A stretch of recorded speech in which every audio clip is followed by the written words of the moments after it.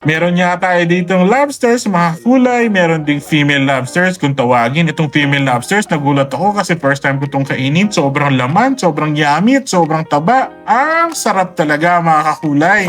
Oops. Pero bago yan, ito muna ang mga nangyari. Good morning mga kulay! Ito na nga yung second day na matulog at bumangon sa napakagandang bahay na pinagawa natin. Salamat sa lahat ng mga sumubaybay at sumuporta along the way mga kulay, lalong-lalo sa mga workers natin. Ito nga pala ang stunning na view mula dito sa aming bedroom mga kulay. Talagang infinity yung pool. Parang walang katapusan hanggang dagat. Tapos meron tayo dito nabiling mga lobsters.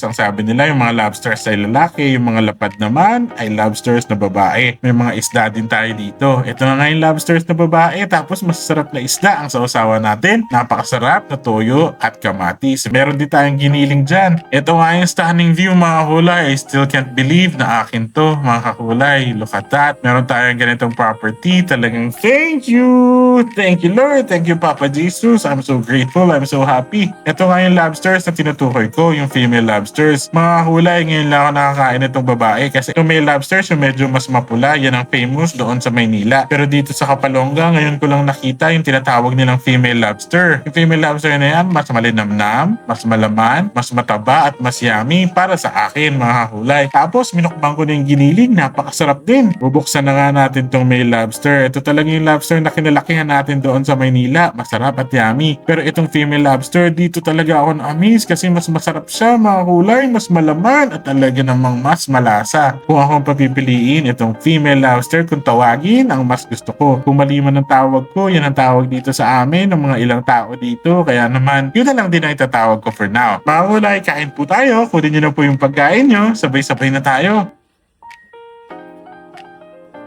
Nagbukas pa nga tayo dito na isa pang female lobster kasi nainggaan nyo tayo sa sobrang sarap ng lasa niya. Tignan nyo naman yung taba niyan mga kulay. Talaga namang napaka-delicious mga kakulay. Napagana nga tayo at kumain tayo ng mas marami pang kanin. Aray mo, lumulobo na tayo ng lumulobo. Pero sa mga darating na mga araw at linggo, magsisimula na kami mag-jogging ni Ron dyan sa napakagandang beach sa likuran ko. Ito naman si Ivan, sinusubukan niya rin ang lobsters natin. After maligo, syempre yung mga kids naligo na sa swimming pool natin dito sa napakagandang kamagsaan dito sa bayan ng Kapalonga. Yan si Nathan, nagpakitang gilas kung paano mag-tumbling-tumbling sa ilalim ng pool, mga kakulay. At ito naman si MZ, syempre hindi magpapatalo, nag-tumbling-tumbling din siya sa pool. Nakakaaliw at napakasarap maging bata. Napakasarap talaga mabuhay, mga kakulay.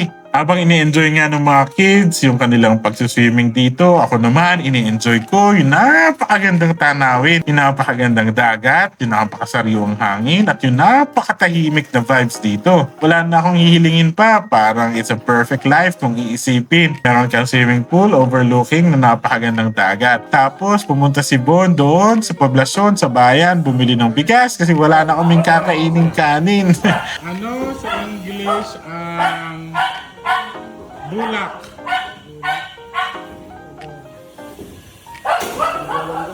Ay, natanong ko kaya ito. Cotton candy. Ano sa English ang bulak? Mali yun, boss. Cotton candy. Ano sa English ng bulak? Ano pa? Bulak. Cotton. Cotton? Ano sa English ang bulaklak?